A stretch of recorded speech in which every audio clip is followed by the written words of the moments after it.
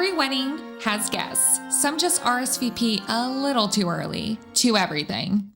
Welcome to the BrideLawyer Podcast, where mothers, cousins, and in-laws all think they're royal advisors. And where your wedding and maybe your marriage can start to feel like it's under siege in the kingdom of way too many opinions. Today, we're building a moat, legal boundaries, emotional ones, and maybe a drawbridge or two.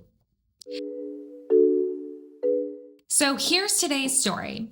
Your mom signs the florist contract, your dad handles the band, your future mother-in-law adds her own guest list, and your father-in-law has his attorney start drafting the prenup. Suddenly, your fairy tale looks less like happily ever after and more like Game of Thrones. The real question, when family money is involved, what are the boundaries? And legally, does money equal control? Because sometimes the battle isn't about peonies or place cards. It's about power. True story.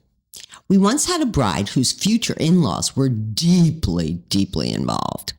The father-in-law's attorney wrote the first prenup draft, handled all the communication, and every time the bride had a question, her fiancé would say, "That's between my lawyer and yours." Except his lawyer was really his dad's lawyer, and guess whose interests he was really protecting? Right? The couple barely talked about what they wanted. It became a legal tug of war between two generations. Same energy as when parents sign vendor contracts, just to help, and then start calling all the shots on everything. Until something gets changed against your wishes. And what does the vendor say? But your mother-in-law authorized it. And she signed the contract. Exactly. Which means the vendor legally had every right and even a duty to follow her instructions. Here's the legal truth. Whoever signs the contract holds the power and the responsibility. Payment does not equal control. Signature does. So if mom signs the catering agreement, mom can negotiate changes. If you want the final say, your name or both your names needs to be on the contract. But that comes with liability too. And if only your name and your groom checks out of the process, you could solely be responsible for that bill. Now about that prenup, if the groom keeps saying, "I'm just leaving it to my lawyer," then it's time to ask calmly, but clearly, is that your lawyer or your parents'? Yeah, seriously. Because this isn't about his parents' legacy. It's about your life together. Absolutely. And if his lawyer is really his dad's lawyer, that's your cue to pause. You can't build your marriage through someone else's legal agenda. The conversation has to move from defensive to collaborative. Right. You can say something like, "I want this agreement to reflect our life, not our parents' plans. If your family has assets they're wanting to protect, that's fine, but that belongs in their estate documents, not our prenup." And if his parents start getting cold or controlling because you're setting boundaries, stay calm. Don't match that energy. Try this instead. "I completely understand this is important to your family, but our prenup needs to represent our relationship.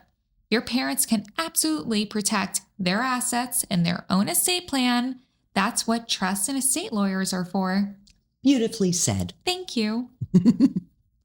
Setting that boundary doesn't make you rebellious. It makes you responsible. Exactly. This isn't defiance. It's adulthood. It's your life, your marriage, and your castle. And you both deserve to rule it together. Let's talk about keeping the peace in the kingdom. 1. Separate financial help from creative and legal control. 2. Sign your own contracts if you want control, but understand the liability. 3. Make sure your prenup reflects your marriage, not someone else's agenda. 4. Stay strong. Parental controls run deep, but this is your life now. 5. and thank the helpers often. Gratitude softens those boundaries. And what if the pressure really starts to build? Say, thank you for caring, really, but we've got this. You taught us how. That's when the young prince finally takes the throne. Exactly. A little grace and confidence go a long way, even in royal families. So what's the moral of today? That love may build kingdoms, but boundaries keeps them standing. Family generosity is a gift. Control is not. You can honor your parents without surrendering your crown. Or your signature. Because every couple deserves to rule their own castle together.